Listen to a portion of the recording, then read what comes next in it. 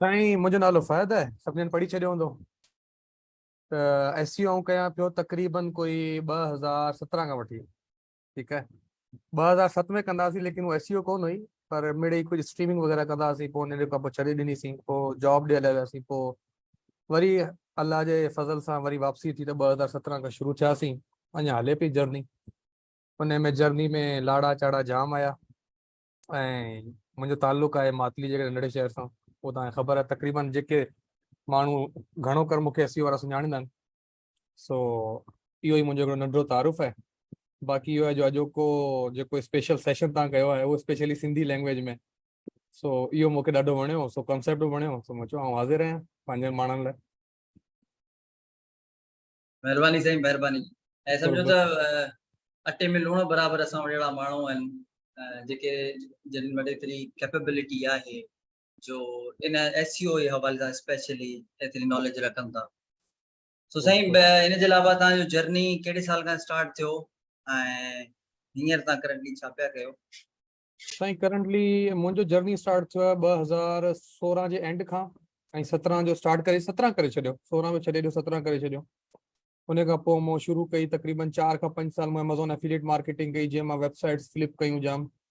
उन में प्रॉफिट बि थिया, उन में लॉसिस बि थिया। उन खां पोइ मां फ्रीलांसिंग प्रॉपरली स्टार्ट कई, जंहिंमें आऊं हींअर करंटली तक़रीबन लास्ट 3 इयर्स खां फ्रीलांसिंग बि कयां पियो, पंहिंजा वेबसाइट्स बि हलायां पियो, जंहिंमें तव्हां लोकल SEO करे वठो। मुंहिंजी मेन अगरि का शइ पुछंदो त मुंहिंजो मेन स्किल छा आहे, उहो local SEO e commerce SEO खे डील कंदो आहियां।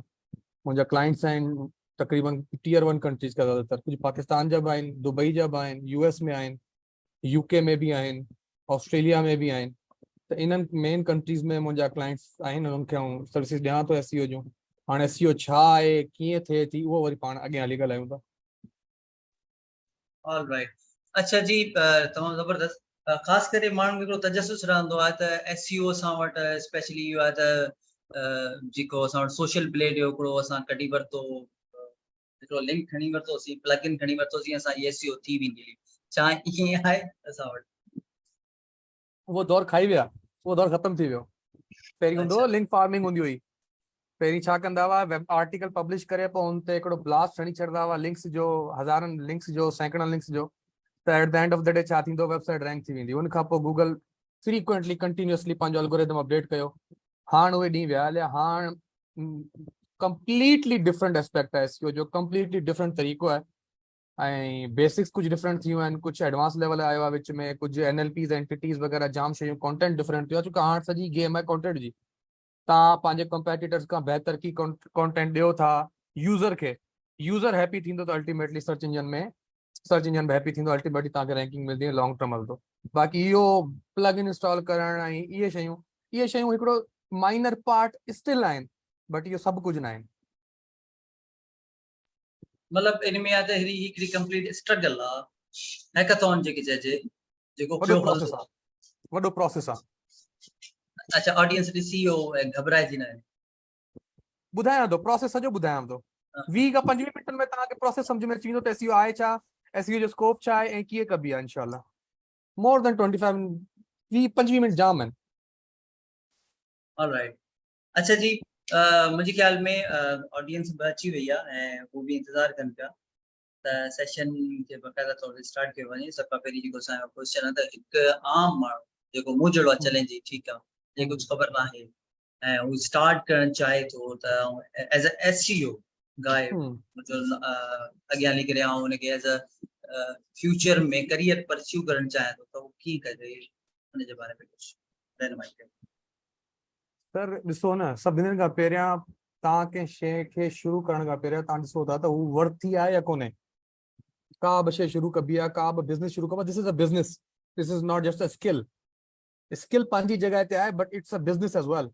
ठीकु आहे, माण्हू जाम सारो पैसो कमाइनि पिया आहिनि। मां मुंहिंजी एग्ज़ाम्पल वठी छॾियो, मातली कहिड़ो शहर आहे, सफ़ा नंढिड़ो शहर आहे, हुतां बि कमु थिए पियो, मुंहिंजी पूरी टीम कमु करे पई, जाम माण्हू कमु कनि पिया। ठीकु आहे, SEO ॾिसो, SEO हिकिड़ो सर्च इंजन ऑप्टिमाइज़ेशन स्किल बि आहे, बिज़नेस बि आहे। तव्हांखे हुन शइ खे पहिरीं वर्थ ॾिसणी पवंदी।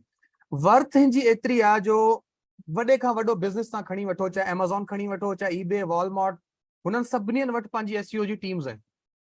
तव्हां डेली लिंक्डइन ते वेंदो, तव्हांखे $1000 जूं डेली SEO जी जॉब्स मिलंदियूं।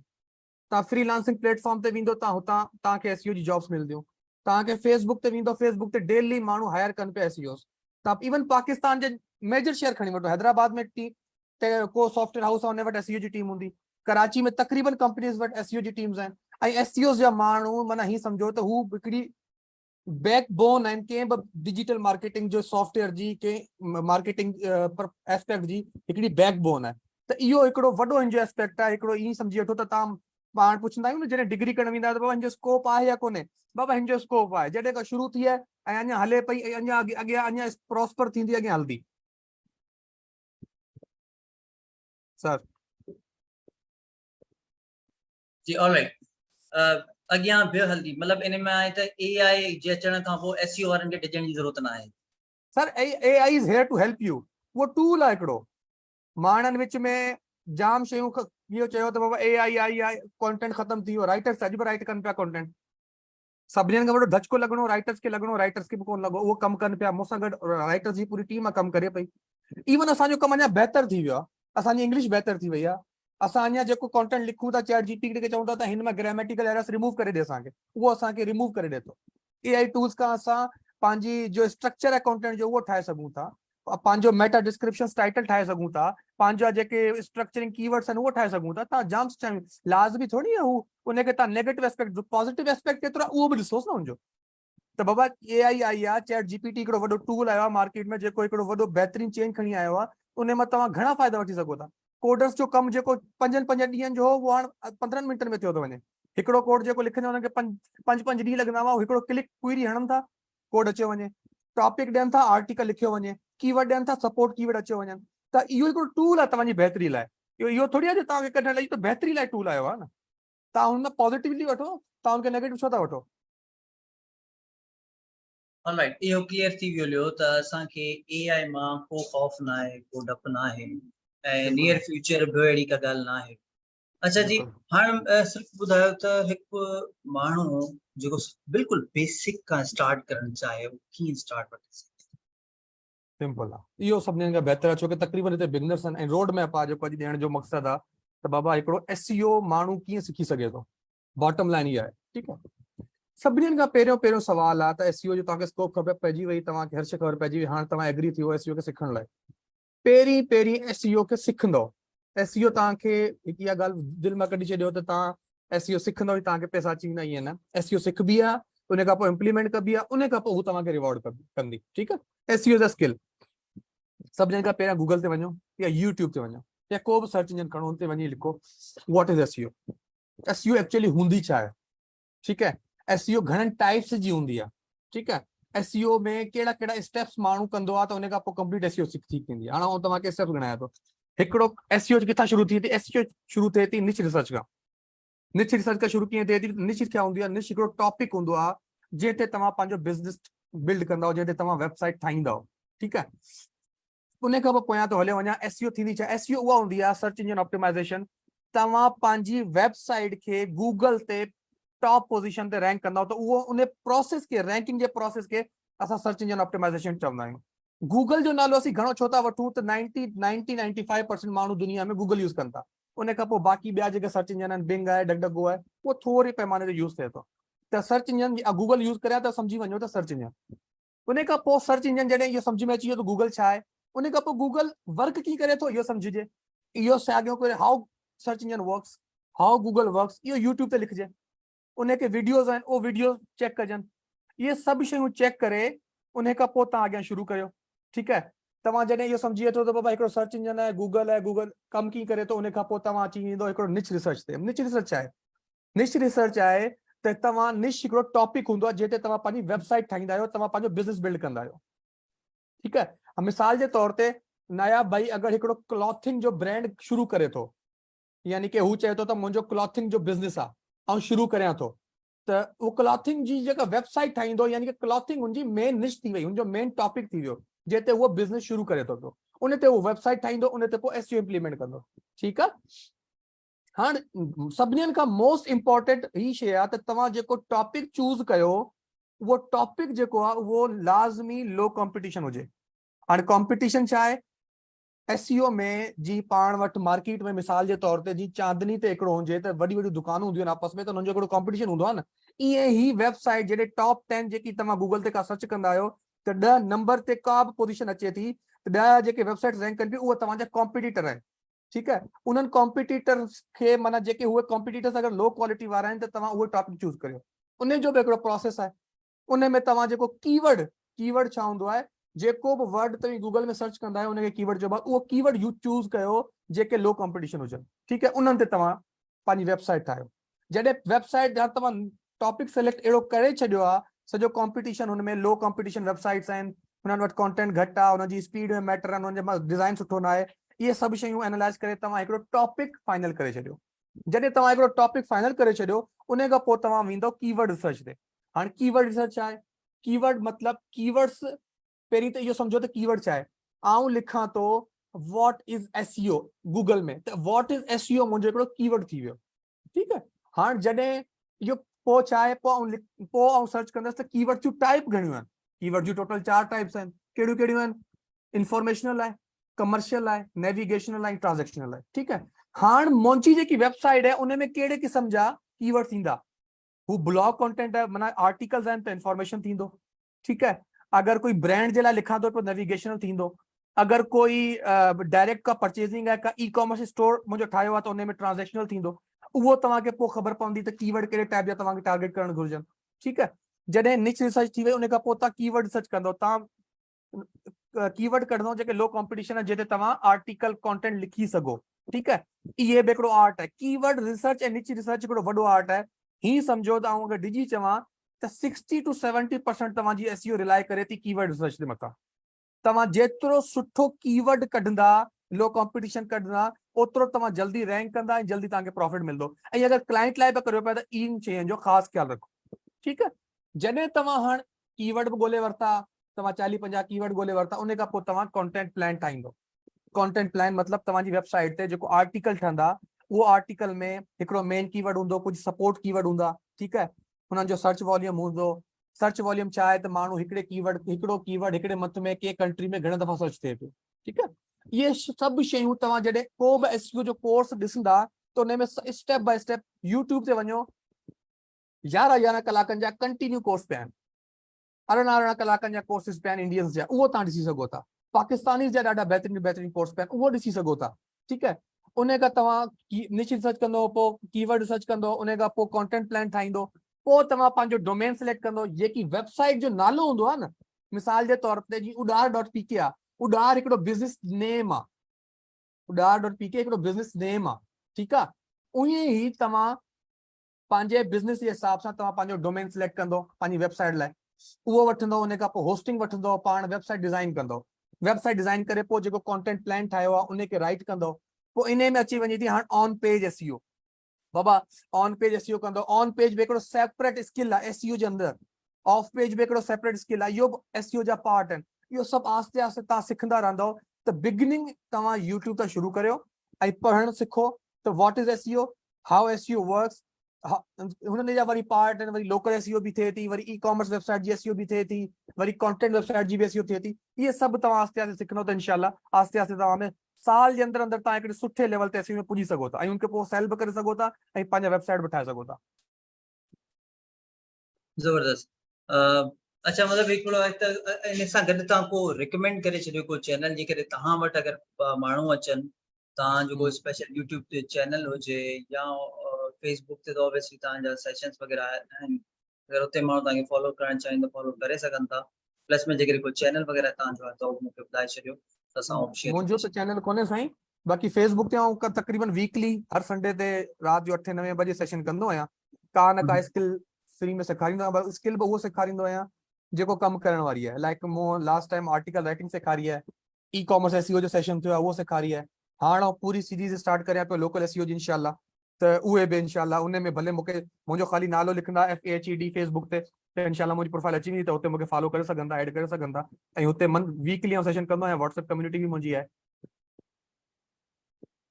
ऑलराइट। अच्छा, इन सां गॾु ख़ासि तौर ते SEO सां गॾु हिकिड़ो ॿियो रिलेटेड क्वेश्चन ॾिठो आहे, एडसेंस जो।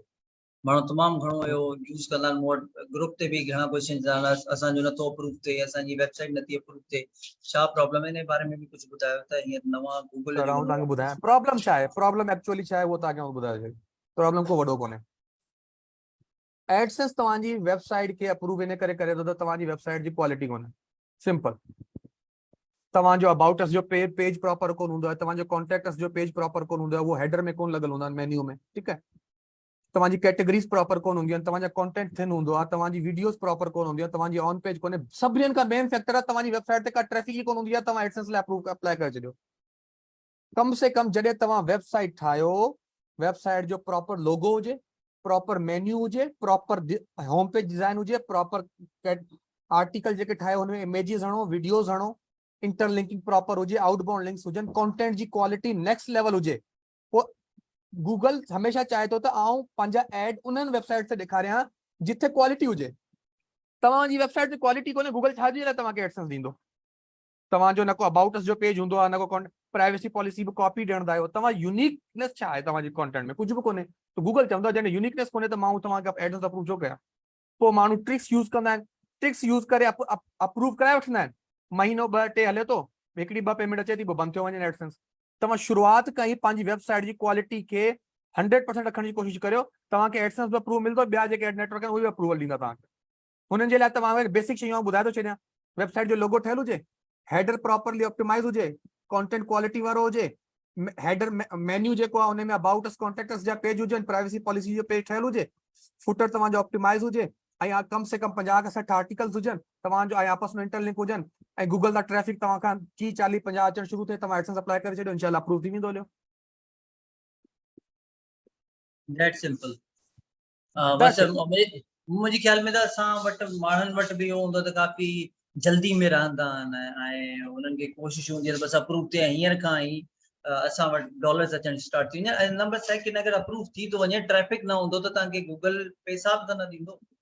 एग्जैक्टली न बाबा, तव्हां एडसेंस अप्रूव कराए वठो। नया भाई तव्हां हिकिड़ी वेबसाइट ठाही आहे हींअर, ठीकु आहे, तव्हां एडसेंस अप्रूव गूगल करे छॾियो, उनजो को बॉट मूड में हुयो त तव्हांजो अप्रूव थी वियो। हाणे ट्रैफिक न आहे त पैसा किथां आणींदव? वेबसाइट जी क्वालिटी कोन्हे त रैंक किथां कंदव? पोइ पिया पंहिंजे एड्स खे क्लिक कंदा आहिनि, पोइ उहो एडसेंस बैन कराए वेही रहंदा आहिनि। एसईओ नालो आहे पेशेंस जो। अगरि पेशेंस अथव, ऐं बिज़नेस हमेशा सबर घुरे थो, जेको असां में कोन हूंदो आहे। अगर पेशेंस, सबर ऐं मेहनत अथव, डेडिकेशन अथव, कमिटमेंट अथव त अचो, या न अथव त पोइ छॾे ॾियो, इहो कमु तव्हांजे कम जो कोन्हे। सिधी ॻाल्हि कयां पियो भावराणी, ठीकु आहे। Business is the name of the patience, ठीकु आहे। तव्हां वटि सब्र न आहे, तव्हां न करियो बिज़नेस, तव्हां वञी का नौकरी करियो जिथे तव्हां 9 to 5 अचो, पंहिंजो कमु करियो, पैसा कमायो। एसईओ सिखण में बि टाइम लॻंदो, इम्प्लीमेंट थियण में, पर जॾहिं रिवार्ड मिलंदो तव्हांजी सॼी थक लही वेंदी, तव्हांजो सॼो जेको पुराणो टाइम हूंदो उहो सॼो पे ऑफ थी वेंदो। हलियो, त एडसेंस बि ईअं ई आहे, तव्हां पंहिंजी वेबसाइट खे प्रॉपरली करियो, उन खां पोइ हाणे सिर्फ़ु एडसेंस त कोन्हे न बेस पैसा कमाइण जो। तव्हां एसईओ सिखी वरिती, तव्हां अमेज़ॉन एफिलिएट वेबसाइट ठाहे वठो, तव्हां कंटेंट जी वेबसाइट ठाहे वठो जंहिंजा 50,000 व्यूज आहे, त मीडियम तव्हांखे अप्रूवल ॾेई छॾींदो एड्स वारो। तव्हां एसईओ जी सर्विसिस ॾेई छॾियो, उन मां पैसा कमाए वठो। जाम शयूं आहिनि करण लाइ, सिर्फ़ु एडसेंस कोन्हे न। बिल्कुलु, ऐं सिर्फ़ु एडसेंस लाइ इन तरीक़े जी ॿियूं वेबसाइट्स आहिनि जेके तव्हांखे एड्स प्लेस करण जो लाइ ऑफर कनि थियूं। जी बिल्कुलु, बेसिक्स हिते ही आहिनि त तव्हां पंहिंजो कमु बहितर करियो, कंटेंट सुठो रखियो, त ऑब्वियसली गूगल बि तव्हांखे सपोर्ट कंदो। एग्जैक्टली। ऐं हा, उन में एतिरी हार्ड कोर एसईओ जी ज़रूरत कोन पवंदी, मुंहिंजे ईअं सर ख़्याल। तव्हां मुंहिंजी केस स्टडीज़ पढ़ियूं आहिनि? तव्हां पढ़ियूं आहिनि जी न? मुंहिंजी जी प्रोफाइल ते जी पढ़ियूं आहिनि? का जी हुनमें जी टेक्निकल ऐं ॾुखी शइ हुजे जेकी मां कई आहे, उन सां वेबसाइट रैंक थी हुजे? मां बिल्कुलु बेसिक्स इंप्लीमेंट कया आहिनि बेसिक्स हर वेबसाइट ते बेसिक्स इंप्लीमेंट कया आहिनि, उन बेसिक्स सां अल्हम्दुलिल्लाह वेबसाइट रैंक थिए थी।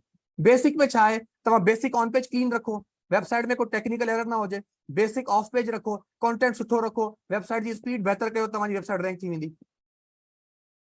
ऑलराइट। अच्छा, हाणे हिकिड़ो असां वटि वेबसाइट डिज़ाइन जा ॿार आहिनि, ठीकु आहे, उहो बि काफ़ी असांखे चवंदा आहिनि त असांखे बि एसईओ सिखणी आहे, असांखे एसईओ करणी आहे। ऑब्वियसली डिज़ाइनर जंहिंमें वेब डिज़ाइन करणु सिखी थो वञे त उनखे टूल्स जी ज़रूरत पवंदी या कान पवंदी? हिकिड़ो बिल्कुलु स्टार्टर आहे बंदो, हाणे हुन पंहिंजी वेबसाइट डिज़ाइन करे वरिती। स्टार्टर आहे न, उनखे फ्री वाला टूल मार्केट में अवेलेबल आहिनि, उन्हनि खां स्टार्ट करे, ऐं जे वधि में वधि टूल खपे थो न, सैमरश आहे न, सैमरश 500 रुपए में शेयर टूल मिलियो थो वञे, ठीक है 500 रुपए में, ठीक है हिकिड़े ज़िंगर जी पेमेंट आहे, KFC जो ज़िंगर बि न खायो त इहा वठी छॾियो, ठीक है ॿियो टूल वठी छॾियो, हुतां आराम सां तव्हां वेही इहो कीवर्ड सर्च जो टूल आहे सैमरिच बेहतरीन टूल आहे, वर्ल्ड रिनॉन टूल आहे, आराम सां हुन मां सिखो। जेको वेब डेवलपर आहे न हुननि जे लाइ आउं चवां थो SEO जेको आहे न उन ते त फर्ज़ आहे, छो हाणे तरीक़ो ॿुधायो थो पैसा कमाइण जो। वेब डेवलपर तव्हां वटि हिकिड़ो माण्हू अचे थो, नया भाई तव्हां वेब डेवलपर आहियो, तव्हां वटि हिकिड़ो माण्हू आयो, तव्हां हुनखे वेब डेवलपमेंट सेखारी और ये वेब डेवलपमेंट सर्विसिस ॾिनियूं, हाणे तव्हां हुनखे अपसेल हणो त आउं तव्हांखे SEO बि करे ॾियां थो। हिकिड़ो तव्हांजो 1500 जो ऑर्डर आहे, 1500 वरी तव्हां हुनखां ॿिया कमाए सघो था डॉलर्स, उनखे रुगो SEO सर्विसिस ॾेई 300-400 डॉलर पर मंथ, इहो बि हुनखे अपसेल हणी सघो था। वरी उनजे वरी वेबसाइट खे मल्टीपल शयूं अॻियां अपसेल हणी सघो था, गेस्ट पोस्ट ॾेई सघो था, काफ़ी शयूं तव्हां हुनखे विकिणी सघो था। SEO त वेब डेवलपर माण्हू लाइ, ऐं मुंहिंजो हिकिड़ो टॉपिक आहे उहो तव्हां भले पंहिंजी ऑडियंस लेकिन आहे उर्दू में, भले शेयर कजो, how to make money with the collaboration वारो आर्टिकल हिननि सां शेयर कजो, वो वीडियो शेयर कजो त हिननि खे ख़बर पवंदी त ही $500 वारे क्लाइंट खे 5000 में कीअं कन्वर्ट करे सघनि था। ऑलराइट, मतलब हिकिड़ो सिंगल क्लाइंट आहे जंहिंमां असां 500 मां 5000 उनखे बाय डिवाइडिंग द प्रॉफिट। तव्हांजी ऑडियंस खे हिकिड़ो शइ ॿुधायां थो, तव्हांजी ऑडियंस खे हिकिड़ी शइ ॿुधायां थो, तव्हां लोगो ठाहींदा आहियो न, तव्हां लोगो ठाहींदा आहियो, हिकिड़ो माण्हू आयो बिज़नेस जो लोगो ठाराइण, ऑब्वियसली जेको लोगो ठाराइण आयो आहे त हुनजी वेबसाइट रेडी न हूंदी 80%। लोगो ठाराइण जेको उहो पहिरियों जो स्टेप हूंदो आहे, तव्हां हुनखे चओ लोगो ठाराइण वारो हुन माण्हू खे चवे लोगो ऐं तुंहिंजी वेबसाइट बि ठाहींदसि ऐं तोखे 20% डिस्काउंट ॾींदसि मार्केट खां घटि, हिकिड़ी अपसेल थी वई। जॾहिं वेबसाइट ठाहे वरी हुनखे चवे त तोखे कंटेंट राइटिंग में लिखाए ॾियां थो, इहो बि मूंखां लिखाए, मूं वटि टीम आहे, ॿ शयूं थी वयूं। आयो किथां आहे?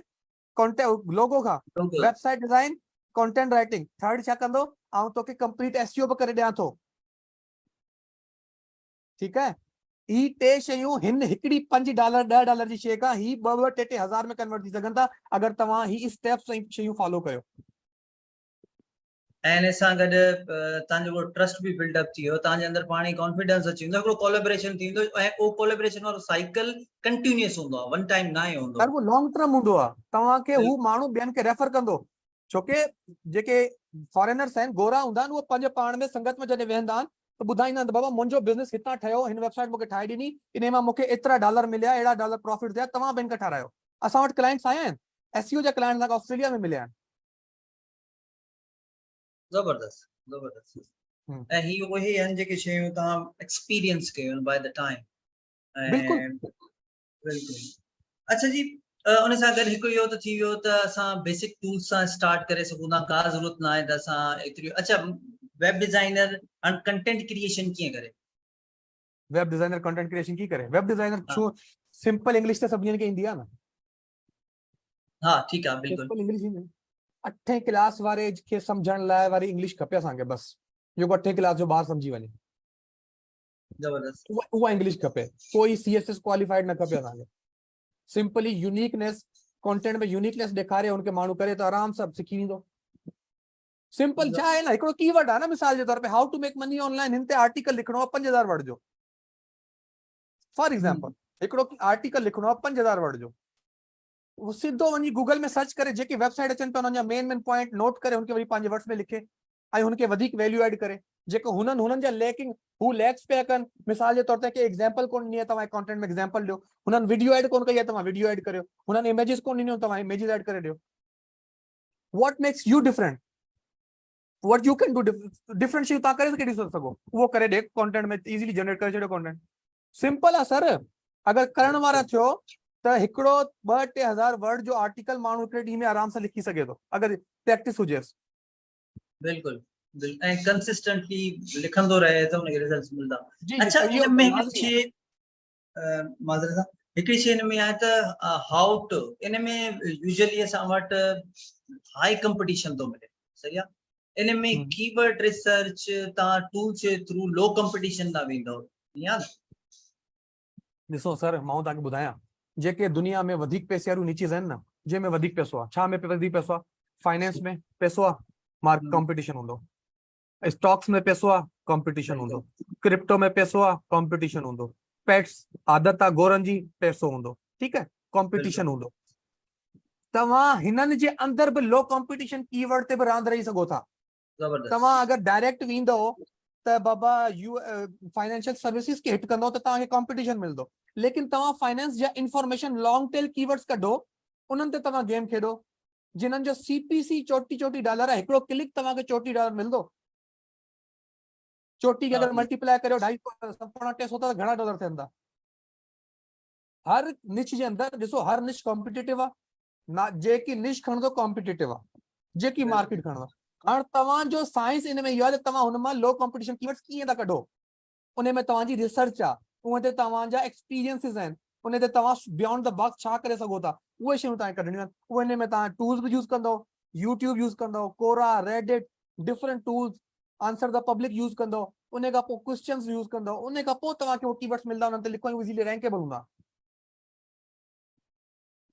जबरदस्त काफ़ी शयूं जेके आहिनि हाणे आहिस्ते आहिस्ते क्लियर थियनि पियूं मुंहिंजे ख्याल में, जेकॾहिं ऑडियंस सां इहे त तव्हां कुझु शयूं जेके आहिनि पाण वञी सर्च कयो, कोई एॾा ख़ासि मुश्किल टर्म्स न आहिनि, ऐं सीपीसी थी वियो, तव्हां पीपीसी थी वियो, ईटीसी, जेके बि शयूं आहिनि तव्हां पाण वञी टर्म्स सर्च करे सघो था।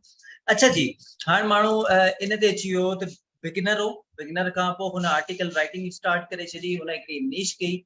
हाणे उन निश खे पिक करण खां पोइ केतिरा आर्टिकल्स हू पब्लिश करे, जेका पोइ हुनखे प्रोबेबिलिटी आहे त ट्रैफिक जनरेट थींदो ऐं वेबसाइट ते डाइवर्ट थींदो? सर आउं तव्हांखे ॿुधायां, इनकम स्कूल हिकिड़ो यूट्यूब जो चैनल आहे, पॉपुलर आहे, अमेज़ॉन एफिलिएट ते ॻाल्हाईंदो आहे। उन्हनि हिकिड़ो असूल ॿुधायो आहे, ऐं जेको असूल मूंखे दिलि ते बि लॻो आहे, त 100 आर्टिकल खां पहिरियां तव्हां पंहिंजो गूगल सर्च कंसोल न ॾिसंदव। 100 आर्टिकल खां पहिरियां गूगल सर्च कंसोल न ॾिसंदव तव्हां। माना सम्झो त, सॉरी सिंधी में चवां त 100 आर्टिकल खां पहिरियां गूगल सर्च कंसोल ॾिसणु हराम आहे। उहो छो, हाणे ॿुधायां थो।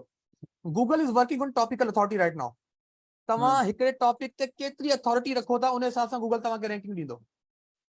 ऐं उन टॉपिकल अथॉरिटी खे अचीव करण लाइ तव्हांखे पंहिंजी निश जो हर टॉपिक कवर करणो पवंदो पंहिंजी वेबसाइट ते। बिल्कुलु। ऐं उन जो ब्रेक डाउन करियां थो, मिसाल जे तौर ते तव्हांखे 100 आर्टिकल, मिसाल जे तौर ते तव्हां चओ मुंहिंजी निश 100 आर्टिकल में कवर थिए थी, डेली घणो, हिकिड़ो आर्टिकल करियो, 3 महीननि में तव्हांजा 100 आर्टिकल थी वेंदा। बिल्कुलु 3 महीननि में जॾहिं 100 आर्टिकल थी वेंदा, अल्टीमेटली तव्हां ट्रैफिक अचणु शुरू थी वेंदी। 3 महीना न्यू वेबसाइट जी ॻाल्हि करियां पियो, but the consistency is there. तव्हांजी प्रैक्टिसिस कीअं आहिनि, तव्हां कंटेंट कीअं था लिखो, पब्लिश कीअं था करियो, डिज़ाइन कीअं था करियो, उनखे गूगल में सर्च इंडेक्स में कीअं ऐड करियो था, उहो सॼियूं शयूं अलॻि आहिनि। डेली हिकिड़ो कंटेंट द पीस 1000-1500 वर्ड जो, 2000 जो आराम सां माण्हू लिखी सघे थो, लिखी पब्लिश करे छॾे, सुकून सां वेही पंहिंजो खाए। 3 महीननि खां पोइ ट्रैफिक अचणु शुरू थींदी, पोइ उनखे मोनिटाइज उनखे चइबो आहे, जी माना पैसा कीअं कमाइजनि वेबसाइट मां। उहो तव्हांजो प्रीवियस मेथड आहे, एडसेंस मां कमायो, एफिलिएट मां कमायो, ई कॉमर्स करियो, whatever you want, you can do it. 90 days जे अंदरि तव्हां वटि सॉलिड ट्रैफिक अची सघे थी, जेके पोइ तव्हां मोनेटाइज करे सघो था। एग्जैक्टली, अच्छा, पावरफुल। इन सां गॾोगॾु तव्हांखे कंसिस्टेंसी रखणी आहे, जंहिंमें तव्हां पंहिंजे कंपिटीटर्स ते बि नज़र रखंदव। ऐं अगरि जेके तव्हां कंपिटीटर्स ते नज़र न रखी त मे बी ओड़ो रिज़ल्ट आउटपुट तव्हां न ॾेई सघंदव, मुंहिंजे ख्याल में। बिल्कुलु। अच्छा जी, हाणे माण्हू हिकिड़ो वेबसाइट हुन क्रिएट की, वेबसाइट खां पोइ हुन कीवर्ड रिसर्च शुरू कई, नीश सिलेक्ट कई, आर्टिकल राइट कई, उन खां पोइ अप टू 100 आर्टिकल्स, या अप टू 90 डेज गुज़री विया। हाणे हुन एडसेंस जी तरफ़ वञे पियो, या ॿिए कंहिं लेट सपोज एफिलिएट मार्केटिंग जी तरफ़ वञे पियो। हाणे एडसेंस या मोनेटाइजेशन जे लाइ कहिड़ा चैनल्स सुठा आहिनि जेके हू एज ए बिगिनर स्टार्ट करे तो सुठो ग्रोथ हासिल करे सघे थो एट द मोमेंट 2023 में या मे बी 24 में? बिगिनर आहे न, जेको बिगिनर आहे न, शुरुआती जेको आहे, ऐं उनखे चवां तो हू सिर्फ़ु एडसेंस ताईं रहे फिलहाल। उहो छो? Amazon एफिलिएट में हिकिड़ो सेकंड यार, ये चार्जर देखना, इसका चार्ज। Amazon एफिलिएट में हींअर गूगल अपडेट्स पियो ॾे कंटिन्यूअसली, ऐं थोड़ा मामलात स्ट्रिक्ट करे छॾिया आहिनि बिगिनर्स लाइ। ठीकु आहे, मां 5-6 साल Amazon एफिलिएट कई आहे, त मूंखे ख़बर आहे केतिरो कंटेंट चेंज थियो आहे, काफ़ी शयूं चेंज थियूं आहिनि। त बहितर आहे बिगिनर्स जेको आहे उहो एडसेंस ताईं रहे, उन खां पोइ हू जंप इन करे ई कॉमर्स में, जॾहिं हू सिखी वञे। ई कॉमर्स एसईओ सां गॾु करे आराम सां, ऐं पंहिंजा वेबसाइट्स के फ्लिपिंग की तरफ तो पाण अॻियां कॉन्सेप्ट फ्लिपिंग जो ॻाल्हायूं था, त बहितर आहे मोनिटाइज एडसेंस सां करे उनखे, ऐं आराम सां $200-300 वारी वेबसाइट जेकी आहे वो $6,000-7,000 में आराम सां खपी वेंदी आहे त बहितर आहे त एडसेंस ताईं रहे, शुरूआत में एडसेंस ताईं रहे ऐं गॾु में फ्रीलांसिंग बि लाज़मी करे। फ्रीलांस। अच्छा जी, 90 डेज खां पोइ उहो एतिरो कैपेबल थी वेंदो हुयो जो एज अ स्टार्टर पंहिंजी फ्रीलांसिंग जर्नी स्टार्ट करे सघे थो। ऑब्वियसली बिल्कुलु तव्हां डिफरेंट नीश जे अंदरि वेंदो, तव्हांखे हुते वधीक एक्सपोजर तव्हांखे मिलंदो, सिखण जे लाइ काफ़ी मिलंदो। थी सघे तव्हांखे क्लाइंट, अगरि तव्हां वटि पैसा बि न आहिनि त तव्हांखे क्लाइंट पाण बि टूल्स ॾेई सघे थो। मुंहिंजे ख्याल में इहे थी सघे पॉसिबल आहे।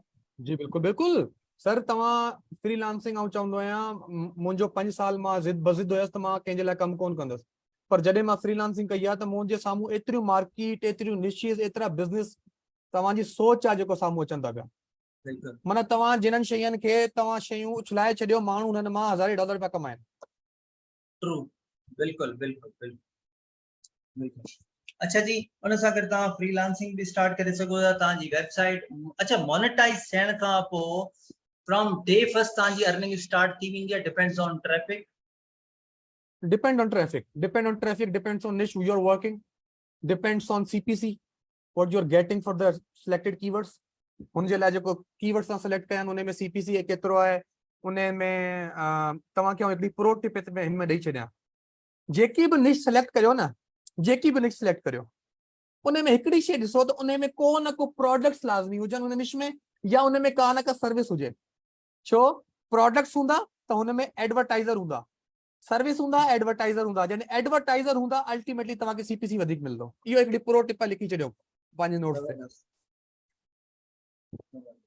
अच्छा, हिकु ॿी ॻाल्हि एज़ पर माई एक्सपीरियंस, जेको मां एक्सपीरियंस कयो आहे प्रीवियसली, ऐं त तव्हां वटि जेकॾहिं ट्रैफिक अचणु शुरू थी वेंदो आहे, बिल्कुलु तव्हां वटि अथॉरिटी अची वेंदी आहे, इंडेक्सिंग थी वेंदी आहे सुठे नमूने सां, त तव्हां वटि मालवेयर अटैक्स ॾाढा थींदा आहिनि, स्पेशली ऑन वर्डप्रेस वेबसाइट्स। त सिक्योरिटी जे लाइ छा कजे?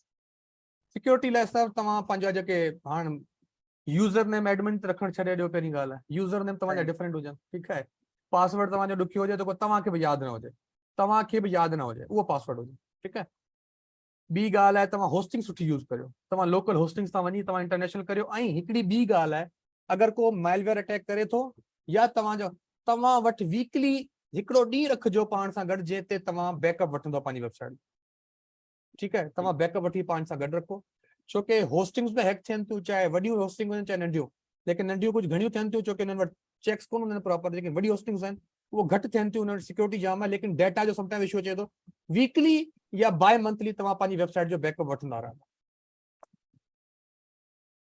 ऑलराइट, उन सां गॾु के टूल्स आहिनि जेके तव्हां ॿुधायो स्पेशली फॉर वर्डप्रेस, जंहिंमें उहो सिक्योरिटी खे वधीक बहितर करे सघनि? प्लगइन्स आहिनि, स्पूरिया या सुक्रिया जो नालो आहे उनजो, उहो आहे, ऐं ॿ टे ॿिया प्लगइन्स आहिनि। But at the end of the day तव्हां पंहिंजी हिकिड़ो मिनट, हिनमें थीम्स जेके आहिनि नल्ड यूज़ न करियो, प्लगइन्स नल्ड यूज़ न करियो, नल्ड प्लगइन को यूज़ न करियो, भले फ्री वर्जन यूज़ करियो लेकिन अपडेटेबल यूज़ करियो। हर शइ कंटेंट इमेजेस जेकी बि यूज़ करियो यूनिक हुजनि ऐं पंहिंजियूं हुजनि। अगरि का पेड शइ यूज़ करणी आहे त पेड पंहिंजी वठो, या की माण्हू अहिड़ो आहे जंहिंखां पेड वठी छॾियो, माण्हू सब्सिडी न। नल्ड यूज़ न करियो। नल्ड छा हूंदो आहे, माना हिकिड़े प्लगइन जो कोड क्रैक करे तव्हांखे उहो शइ ॾिनी वेंदी आहे, उतां ई हैकर एंटर थींदो आहे तव्हांजी वेबसाइट में। ठीकु आहे। अच्छा जी, उन जे अलावा असां वटि जेके प्लगइन्स आहिनि, छा उन्हनि खे रेगुलरली अपडेट कजे? डेली अॼु अपडेट अचे थी, तव्हां हाणे वर्डप्रेस ऑप्शन ॾे थो ऑटो अपडेट्स इनेबल जो, उहो अपडेट इनेबल करे छॾियो, पंहिंजो पाण अपडेट थी वेंदा। अच्छा, उन सां को वेबसाइट खे फर्क न पवंदो के डिजाइन में, या किथे कंहिं जगह ते ब्लॉक्स एक्स्ट्रा ऐड थी वञनि, या किथे ऑफ थी वञे अलाइनमेंट वगैरह? मोस्टली कोन थींदो आहे। तव्हां वटि कैशे जा प्लगइन अक्सर तव्हांखे डिस्टर्ब कंदा आहिनि, पर तव्हांखे तव्हांजी वेबसाइट ते डेली नज़र रखणी पवंदी आहे।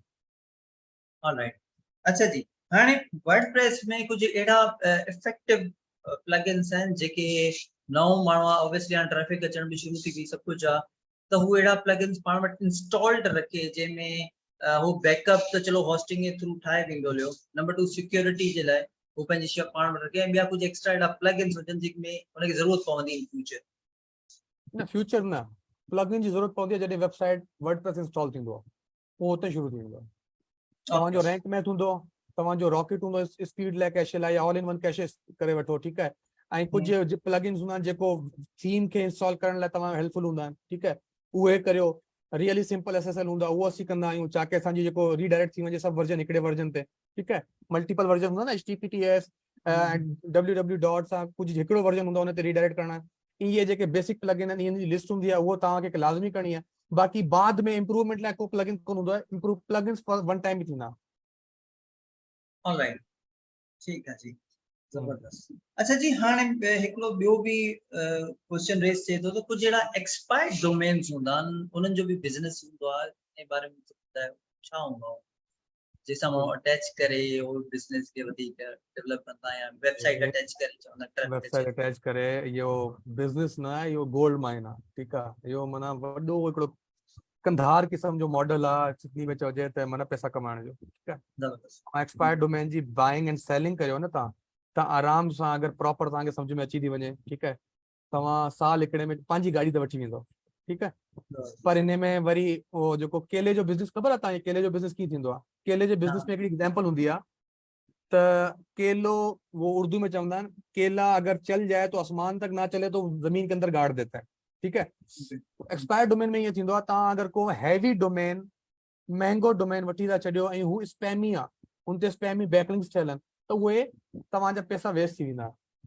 ऐं इन जे लाइ एडवांस लेवल तव्हांजो नॉलेज बैकलिंक्स जे बारे में हुजणु, हिस्ट्री जे बारे में हुजणु डोमेन जी, उहो ज़रूरी आहे। उन खां पोइ तव्हां हिन बिज़नेस में वञो। बिगिनर जो को कमु कोन्हे एक्सपायर डोमेन न वञे। मां अॼु ताईं एक्सपायर डोमेन न कोन्हे आहियां, हिकिड़ो ॿ मूं ठाहिया हुआ, मुंहिंजा फेल थी विया, ऐं पब्लिकली चवां थो बाक़ी जेके कनि था उन्हनि खे एडवांस नॉलेज हुजे। हाँ, हिन कंडीशन में हाणे एक्सपायर डोमेन में वञा ऐं करे सघां थो, पर previously as a beginner it was my mistake. ठीक है जी।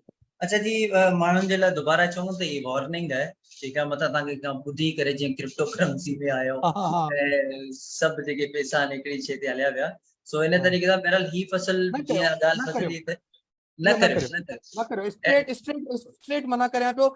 एक्सपायर डोमेन जे चक्कर में न पोइ न्यू वेबसाइट्स ठाहियो, न्यू पंहिंजो हर शइ तव्हांजे हथ में हूंदी, उनखे स्क्रैच सां स्टार्ट करे जनाब तव्हां उनखे सेल कंदव न, पोइ जॾहिं हुनजा पैसा तव्हांजे अकाउंट में ईंदा, जेको सुकून मिलंदो न उहो अलॻि हूंदो। तव्हां छॾे ॾियो एक्सपायर खे, एक्सपायर तव्हां न रैंक करे सघंदव। अच्छा जी, ज़बरदस्त। अच्छा, हाणे मूंखे ॿुधायो त को माण्हू अची पियो चए थो हाणे मूंखे 90 डेज़ थी विया आहिनि, लेट्स सपोज हाणे हुनखे 120 डेज़ थी विया आहिनि, छा हू उन अर्ली स्टेजिस में जंहिंमें हुन वेबसाइट रैंक करे बि, छा हू हुनखे फ्लिप करे सघे थो? फ्लिप जे बारे में थोरो ॿुधायो, छा आहे इहो फ्लिप? फ्लिप करे सघे थो, बिल्कुलु करे सघे। ॾिसो, जीअं पंहिंजी बनी खपाइबी आहे, जी पंहिंजा घर खपाइबा आहिनि, जी पंहिंजा प्लाट खपाइबा आहिनि, उहे हूंदा आहिनि फिजिकल एसेट्स, उहे सेल थींदा आहिनि। इहे वेबसाइट्स बि सेल थियनि थियूं, इहे डिजिटल एसेट्स आहिनि। वॾी वॾियूं कंपनीज़ तव्हां खां टेक ओवर कंदियूं आहिनि। इहे माण्हू इन्वेस्टर कैश वठे वेठा आहिनि, लख लख $2 लाख $1 मिलियन वेठे वेठा आहिनि ऐं वेबसाइट्स परचेज कनि था पिया। उहे छा कनि था बाबा, असांजे लाइ हिकिड़ो इन्वेस्टमेंट पोर्टफोलियो आहे, जी माण्हू प्लाट वठी इन्वेस्टमेंट करे थो, उहो वेबसाइट्स में इन्वेस्ट कनि था, उन्हनि वटि कंपनीज़ आहिनि वॾी वॾियूं। हाँ, बिगनर है, बिगनर की वेबसाइट अगर $100 6 महीने की, माना मिसाल के तौर पर 6 महीना उनके थी विया आहिनि, उनकी वेबसाइट कंटिन्यूअसली $100 कमाए पई, वो कम से कम $3000 $4000 $5000 में खपी वेंदी है, यानी कि 30x प्रॉफिट ॾेई वेंदी है मिनिमम। अब वो डिपेंड करे तो तव्हांजी कम वेबसाइट कहिड़े टाइप जी है, ऐं तव्हां हींअर तव्हांखे यादि हूंदो कुझु अर्सो पहिरियां मूं हिकिड़ो स्क्रीनशॉट लगायो, 10400 जी वेबसाइट खपी हुई। ठीकु आहे, उहो बि हिकिड़ी एडसेंस वेबसाइट, मीडिया वाइन जी वेबसाइट हुई, एड्स जे थ्रू मोनेटाइज़ हुई।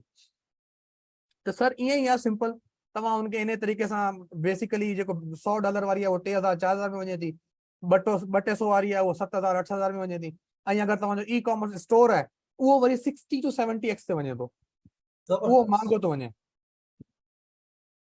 छो कि उनमें प्रॉफिट जाम आहे न। ॾिसो, उनमें डिपेंडेंसी कोन्हे, उनमें तव्हांजी डिपेंडेंसी सफ़ा ॿिए ते घटि आहे, तव्हां पंहिंजा प्रोडक्ट्स आहिनि तव्हां सेल करियो पिया ऐं तव्हां प्रॉफिट पिया खणो, ऐं उहो $100 प्रॉफिट ॾियनि तव्हांजा। एडसेंस पे आहिनि, पर एडसेंस ख़ुदा न ख़ास्ता रिजेक्ट थी वियो, कमु लही वेंदो। ई कॉमर्स में कोन्हे, ई कॉमर्स जो प्रोडक्ट तव्हां वटि पियो आहे, तव्हां वटि स्टॉक पियो आहे, तव्हांखे सेल करणो ई करणो आहे, तव्हां वटि मसलो ई न आहे कंहिं शइ जो, थर्ड पार्टी डिपेंडेंसी आहे को तव्हांजी। ट्रू ट्रू, ज़बरदस्त। अच्छा जी, हाणे असां वटि अच्छा ॿी ॻाल्हि हिकिड़ी ज़हन में अचे पई त डोमेन जे बारे में, लेट्स सपोज को स्टार्ट थो करे त डोमेन जे बारे में रिसर्च ज़रूरी आहे, या कोई डोमेन अची बिज़ अची वञे, एक्सटेंशन जे बारे में थोरो ॿुधायो। डोमेन 3 टाइप्स जा हूंदा आहिनि, simple, exact match domain, partial match and brand. ठीक है जी। सभिनी खां पहिरियों एग्जैक्ट मैच, यानी कि तव्हांजो जेको मेन कीवर्ड आहे, मिसाल जे तौर ते आउं गेमिंग कीबोर्ड से लिखां थो, त मुंहिंजो डोमेन अची वञे bestgamingkeyboards.com, इहो थी वियो एग्जैक्ट मैच। ठीकु आहे, त हिकिड़ो वरी मुंहिंजो साॻियो कीवर्ड आहे, वरी हुन में आउं चवां थो त extremekeyboards.com. एक्सट्रीम एक्सट्रीम कीबोर्ड्स माना इहो थी वियो पार्शियल मैच, माना मुंहिंजो Partial. को न को कीवर्ड जो पार्ट अची वियो। वरी हिकिड़ो एग्जांपल ॾियां थो 10bees.com, इहो थी वियो ब्रांड नेम। कोशिश कजो जॾहिं वेबसाइट ठाहियो न, ब्रांड नेम ब्रांड नेम ना वञो। छो? हाणे इन के डॉट्स के कनेक्ट करियां थो वेबसाइट फ्लिपिंग सां। तव्हांजो एग्जैक्ट मैच डोमेन है वो एक्सपेंड न थी सकंदो। एक्सपेंड छा, हुन ते ॿिया टॉपिक्स तव्हां रेलेवेंट कवर नथा करे सघो, तव्हां स्पेसिफिक गेमिंग कीबोर्ड्स ते ई रहंदो, उन ते तव्हां सही। मॉनिटर कवर नथा करे सघो। ठीक है। सही हाँ, एक्सट्रीम कीबोर्ड्स हैं, उनमें तव्हां गेमिंग के अलावा ॿिया कीबोर्ड्स करे सघो था, लेकिन मॉडर्न नथा करे सघो। लगे सही ये बुरो पियो। ठीक है। ब्रांड हूंदो, तव्हां उते मॉनिटर बि कंदव, तव्हां उते गेमिंग माउस बि कंदव, तव्हां उते वाइट्स बि कंदव, तव्हां उते स्पीकर्स बि कंदव, सब कुछ करे सघो था। ऐं उन जेको परचेज़र आहे वेबसाइट जो, उहो सम्झे थो जॾहिं वठे थो त आउं हिन वेबसाइट खे केतिरो एक्सपेंड करे सघां थो। हुनमें एक्सपेंशन जा चार्जिस माना जेतिरा ऑप्शन वधीक हूंदा ओतिरा तव्हांखे पैसा वधीक पे कंदो। Go for the brand domains, brand names. ठीक है जी, चैलेंज जबरदस्त। ये भी असांजी शइ कवर थी हुई। अच्छा, हिकिड़ो क्वेश्चन हिते गॾु अचे पियो, ज़ैन अली प्लीज निश रिसर्च के फैक्टर बताएं मेन।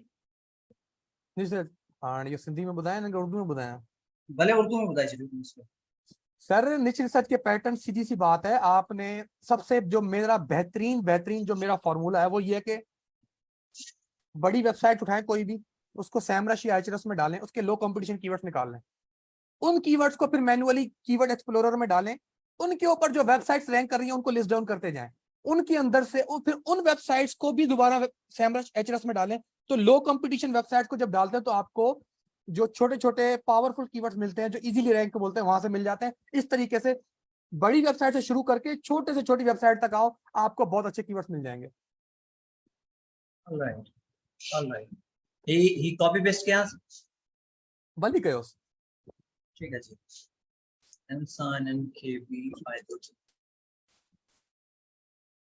ओके जी। अच्छा जी, इन जे अलावा ॿियो कुझु चाहे सर जेकी गॾु ईअं ऑनलाइन वर्क थोरो हिन बार बस सिंपल तव्हांखे ॿुधाए छॾियो, रिसर्च करियो, तव्हांखे पाण ई शयूं नज़र अचनि शुरू थी वेंदियूं, तव्हांखे करिणो स्पेशली। अच्छा, हिकिड़ी ॿी ॻाल्हि त एसईओ जे बारे में कुझु जीअं माण्हू चवंदा आहिनि त हिनजी मैथ सुठी आहे त हिनखे मैथमेटिशियन थियणु घुरिजे या इंजीनियरिंग जी तरफ़ वञे। एसईओ जेको मास्टर माइंड तव्हां ॾिसो था, उन जी उन जो एटीट्यूड माण्हू जो कहिड़ो हूंदो आहे? वो स्पेसिफिकली माण्हू उन शइ जे रिसर्चर तरफ़ हूंदो अचे। आहे, रिसर्चर हूंदो आहे, सबुर हूंदो अथसि। ठीक है। रिसर्चर हूंदो सभु ऐं फेलियर एक्सेप्टर हूंदो आहे। फेलियर एक्सेप्टेंस जेको रखंदो न एसईओ में, ऐं तव्हांखे हिकिड़ी एग्जांपल ॾियां थो, पंहिंजी केस स्टडी शेयर कयां थो। 2020 4 डिसंबर ऐं कॾहिं कोन थो विसरी सघां। फ्राइडे जो ॾींहुं हो, 4 डिसंबर खां 2 ॾींहं पहिरियां ग़ालिबन करे छॾियो तव्हां। 4 डिसंबर ते फ्राइडे हो या इन खां 2 ॾींहं पहिरियां फ्राइडे हो। मुंहिंजी डील थी आहे हिकिड़े गोरे सां, हिकिड़ी वेबसाइट हुई topelectricrights.com। वो वेबसाइट $200-250 में ठाहिया पिए। मुंहिंजी डील थी आहे $6500 में। हुन मूंखे चयो तव्हां हेठि मथे कयो त असांजी डील 6500 में टुटी वञे, मूं हुनखे 7000 चयो। थियो छा, 4 तारीख़ ते गूगल जी पहिरीं एफिलिएट जी ब्रूटल तरीन अपडेट उहा आई। उन खां पोइ छा पियो, वेबसाइट जे स्टेप सां ई मथे वही पे न, क्रैश करे zero. I lost around 12 to 14 lakh in one night of profit। उन में मां इहो लगाया हुआ, इहो इन्वेस्टमेंट कया हुआ, 7-8 लाख रुपया मुंहिंजा इन्वेस्ट थियल हुआ। प्रीवियस हिकिड़ी वेबसाइट सेल कई हुन जा, ऐं टाइम 2 साल लॻो।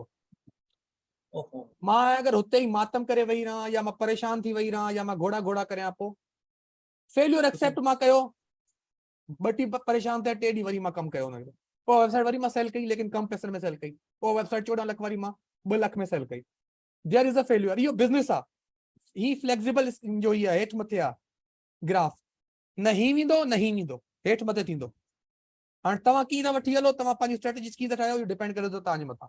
तव्हां हर वेबसाइट खे रैंक नथा करे सघो, याद रखी वठो। एसईओ में सिंधी भी उर्दू को ॿुधनि पिया, आप हर वेबसाइट को रैंक नहीं कर सकते। 80% आप रैंक करेंगे, 20% आप रैंक नहीं कर सकते। 20% तव्हांखे रैंक कोन थींदियूं। ओके, अच्छा, मतलब 20% अहिड़ी वेबसाइट्स आहिनि जेके रैंक न बि थी, ज़रूरी न आहे त रैंक तव्हांजी सभु स्ट्रेटेजी नथो कमु कनि, तव्हांजी स्ट्रेटेजी न थी मैच करे, हुनजी एक्सेप्टेंस नथो करे गूगल, तव्हां घणेई मथो हणो था। समटाइम्स रियल एस्टेट में असां फेलियर ॾिसूं था, समटाइम्स प्लम्बिंग में असां फेलियर ॾिसूं था, डिपेंड आहे न, डिपेंड आहे हुते जेको वेठो आहे उन छा महिनत कई आहे, तव्हां उनखां घटि कंदा हुजो, तव्हांजी शायदि बैकलिंक्स में किथे लैक कंदा हुजो, उनजो PBN लॻल हुजे तव्हांखे ख़बर न आहे, काफ़ी फैक्टर्स आहिनि न। राइट। अच्छा, इहो माण्हू खे कीअं रियलाइज़ थिए त हीअ रैंक न थी सघंदी या कंपटीटर खां मथे नथो वञी सघां, त इन में माण्हू खे कहिड़ो तजुर्बो, फैक्टर तजुर्बो तजुर्बो, ज़बरदस्त को मतलब बि पैरामीटर कोन्हे, का शइ कोन्हे, तव्हां मगज़ हणो पिया, तव्हां नथी थिए, पॉसिबल ई न आहे, तव्हां सभु कुझु करे ॾिठो, जेको तव्हांखे ईंदो करे ॾिठो, तव्हां चओ बाबा हाणे वरी इनखे नए डोमेन ते नई वेबसाइट ते शुरू करियो, थी सघे थो उन ते वरी स्ट्रेटजी कमु कनि। समटाइम्स डोमेन लेवल ते बि का इशूज़ हूंदा आहिनि, समटाइम्स कॉन्टेंट में इशूज़ हूंदा आहिनि, समटाइम्स तव्हांजो राइटर तव्हांखे चवंदो आहे त यूनिक कॉन्टेंट आहे, टूल्स बि चवंदा आहिनि प्लेजरिज्म कोन्हे, लेकिन हू AI जनरेट या कॉपीड कॉन्टेंट हूंदो आहे। AI जनरेटेड जे कॉन्टेंट जे मां ख़िलाफ़ कोन आहे, लेकिन हुनखे बेटर वर्जन में प्रोड्यूस करणु तव्हांखे अचणु खपे। ठीक ठीक, ये मेजर फैक्टर्स आहिनि। अच्छा, पैरेलल अगर माण्हू ॿ वेबसाइट सां स्टार्ट करे त बहितर न रहंदो? भले करे, आउं त चाहियां थो अगरि तव्हां वटि स्टेमिना आहे, तव्हां वांदा आहियो, तव्हां टाइम आहे, तव्हां त एग्रेसिव कयो, एग्रेसिव बेहतर आहे। हिकिड़े त बिगिनर हिकिड़े था करे, 2-3 महीना हिकिड़ी वेबसाइट खे 100 आर्टिकल ताईं पुॼाए वरी ॿी शुरू करे, यकदम ॿ न करे, न को हेॾां जो रहंदो न को होॾां जो। ऑलराइट, ठीक है जी। ऐं हुन अच्छा जी, प्रोजेक्ट खे नालो ॾे, मुंहिंजो नालो हिकिड़ी ॿुधी छॾिजो, जेको बि हुन प्रोजेक्ट खे नालो ॾिजो प्रोजेक्ट फेल्यूर, मुंहिंजो रीज़न पुछो छो, हाँ हाँ, उन मां एक्सपेक्टेशन न हूंदी, उन मां एक्सपेक्टेशन सिर्फ़ु लर्निंग जी हुजे, लर्निंग ऐं हुन मां सभिनीनि खां बेस्ट शइ तव्हां हुन ते इम्प्लीमेंट करियो, पास थी वियो, फेलियर खे पास करे छॾिजो, न त फेलियर थी वेंदो, वरी ॿी शुरू कयो। पास थी वञे त पाण खे एक्सपर्ट न सम्झे, पाण खे कुछ एक्सपर्ट केरु लकी न बि आहे, सम्झे। हाँ, बिज़नेस में कोई एक्सपर्ट ना है, लिखी छॾियो, कोई अची बिल्कुल चए तो मां गुरु आहियां, मां फलाणो खान कोन्हे, शेयर ते सवा शेयर पियो आहे मार्केट में। बिल्कुल बिल्कुल बिल्कुल बिल्कुल, हिकिड़ो अपडेट अचे तो वही साॻिया गुरु रोअंदा पिया। सर डैश करे छॾे, बिल्कुल प्लेन करे छॾे।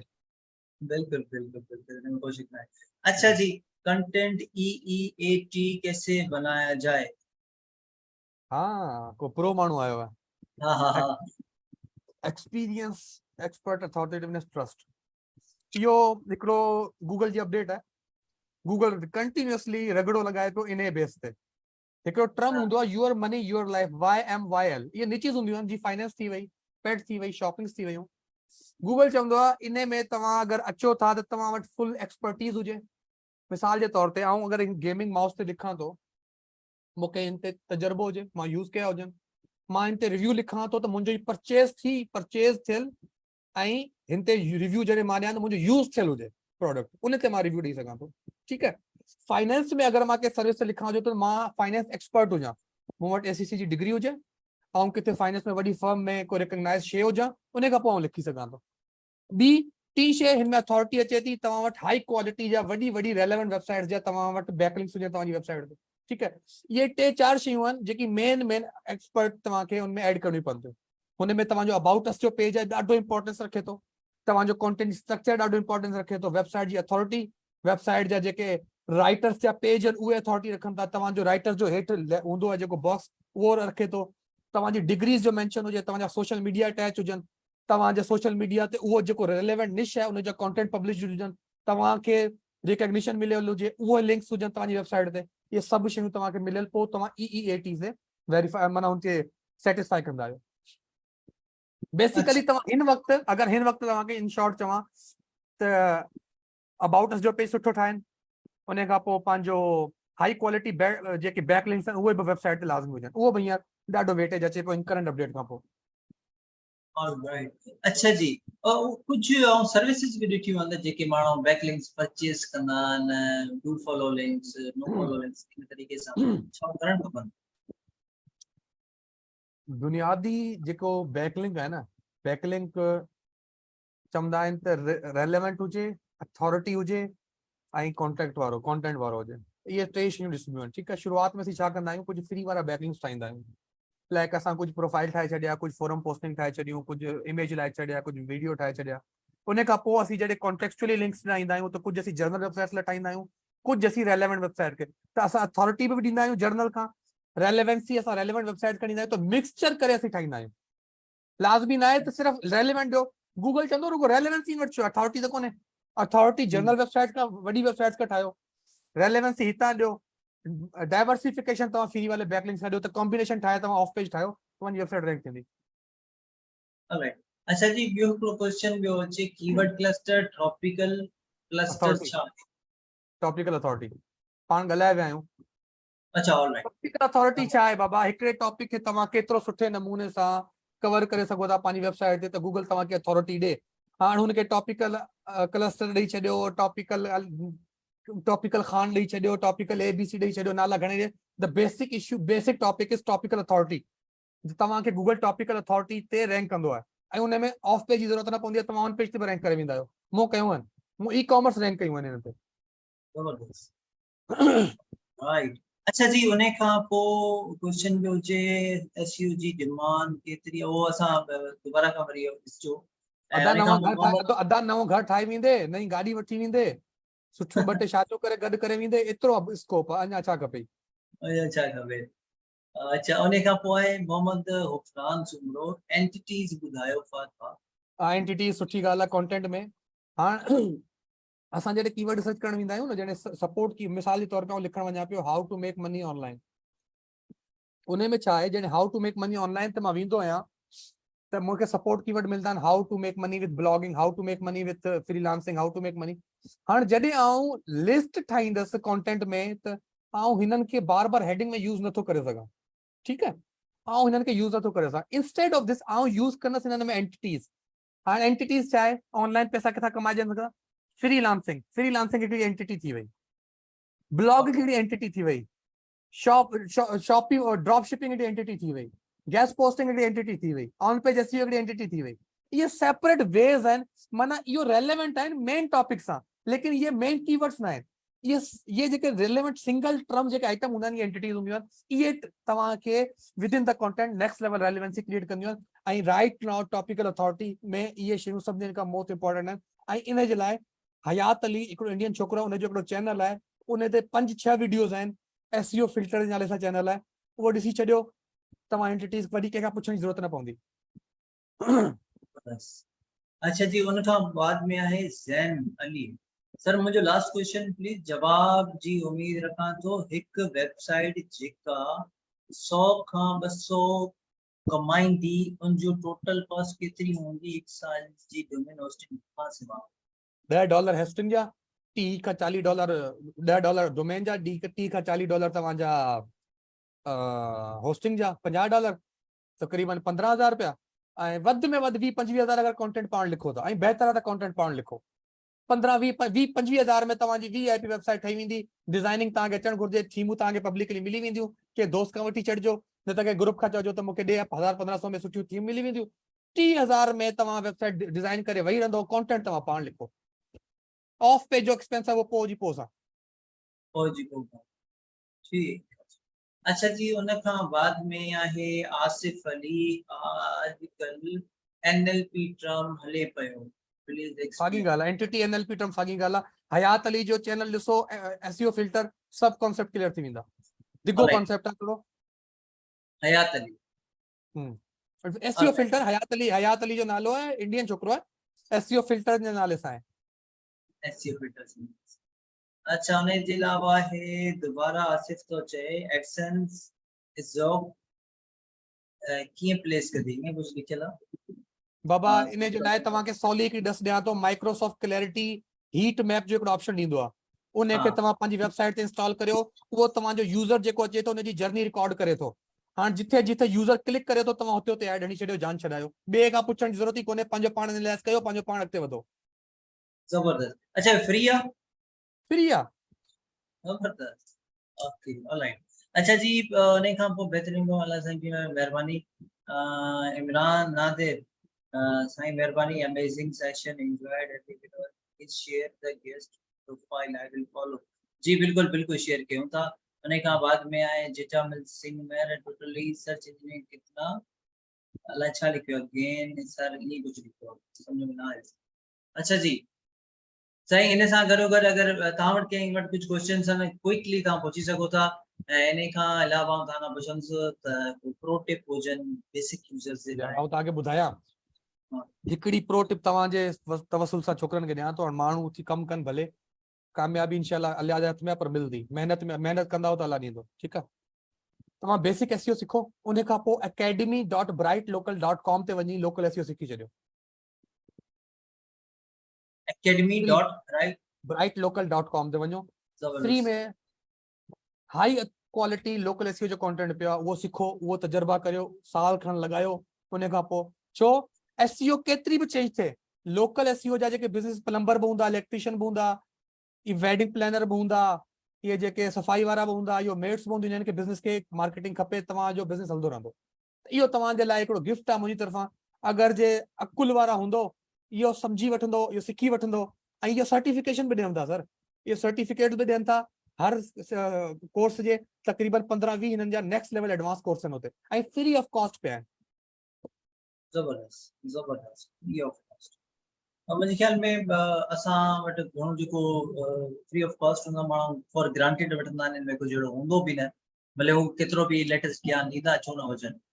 अच्छा जी, सो मुंहिंजे ख्याल में हिन खां वधीक के प्रो टिप्स तव्हांखे न मिलंदियूं, ऐं जेकॾहिं कुझु तव्हां क्वेश्चन करणु चाहियो, सल प्लीज राइट वेबसाइट्स जी, जेकॾहिं कमेंट करे सघो था, तव्हांखे बाद में सेशन खां बाद में कमेंट करे सघो। ठीकु आहे, पाण इंशाल्लाह अची जवाब ॾेई वठंदासीं इन जे कमेंट्स में जेके रही विया। ऑलराइट, अच्छा, के कुछ क्वेश्चन हुजे तव्हां पूछी सघो था, असां 3 महीननि जी 90 डेज़ जी जर्नी कंप्लीटली तव्हांजे अॻियां रखी, ऐं असांजो पंहिंजो तमामु घणो एक्सपीरियंस आहे, त मुंहिंजे ख्याल में त ॿियनि जे तजुर्बे मां तव्हां सिखी करे पंहिंजो टाइम बचाईंदा आहियो, ऐं अॼुकल्ह जे दौर में केरु कंहिंखे टाइम नथो ॾे, सो साईं तमामु घणो शुक्रगुज़ार आहियूं। ऐं जेकॾहिं को सुठो क्वेश्चन हुजनि, भाई ईअं न हुजे त साॻी ॻाल्हि वरी दुबारा पिया पुछो, बहितर आहे त सेशन हिकिड़ो दफ़ो ॿुधो दुबारा, जेके जेके शयूं ॿुधायूं पियूं वञो उन्हनि खे फॉलो कयो, ऐं उन खां पोइ को सुठो क्रिएटिव क्वेश्चन हुजे जेका तव्हां वटि कंफ्यूजन हुजे, तव्हां ज़रूरु शेयर कयो, त तव्हांखे रिस्पॉन्स मिलंदो। मुंहिंजे ख्याल में प्रोफाइल वग़ैरह तव्हां सभु जेके आहिनि शेयर करे छॾींदासीं, ऐं पाण ई तव्हांखे रिप्लाई ॾींदो। ऑन पेज एसईओ में लाइ रैंक मैथ भलो या योस्ट? ऐं रैंक मैथ कयां पियो, योस्ट बि भलो आहे। प्लग इन और ॾिसो, plug in is here to support you, बाक़ी तव्हां पंहिंजो keywords placement, images placement, videos placement, internal link, outbound link, इहो तव्हां पाण कंदव न। इहो रुगो हू ॿुधाईंदा त केतिरा इंटरनल लिंक हुजनि, इहो कोन ॿुधाईंदो त किथां इंटरनल लिंक हुजनि, ठीकु आहे, उहो तव्हां पाण कजो। ऑलराइट, ठीक है जी। ॾिसूं था अगर कोई क्वेश्चन रहिजी वियो हुजे, न त सेशन के मुंहिंजे ख्याल में वाइंड अप कयूं था। तव्हांजो तमामु घणो टाइम वरितोसीं, ऐं इन खां बाद में ऑब्वियसली तव्हां कुझु रिप्लाइज वग़ैरह बि करिजो, तव्हांजी प्रोफाइल बि शेयर करे छॾींदासीं। इंशाल्लाह कुझु अगरि वरी गुज़ारिश कंदासीं हिन सेशन ते, वक़्तु टाइम बाय टाइम असांखे थोरो घणो वक़्तु ॾींदो तव्हांजे वटि, तमामु हाज़िर आहियां, महिरबानी। मूंखे हफ़्तो पहिरीं ॿुधाए छॾिजो, ऐं इंशाल्लाह को न को जितां जुगाड़ कढी भॼी ईंदसि किथां न किथां। ओके, महिरबानी साईं, ठीक है sir, thank you so much, thank you so much भले तव्हां एंड कयो।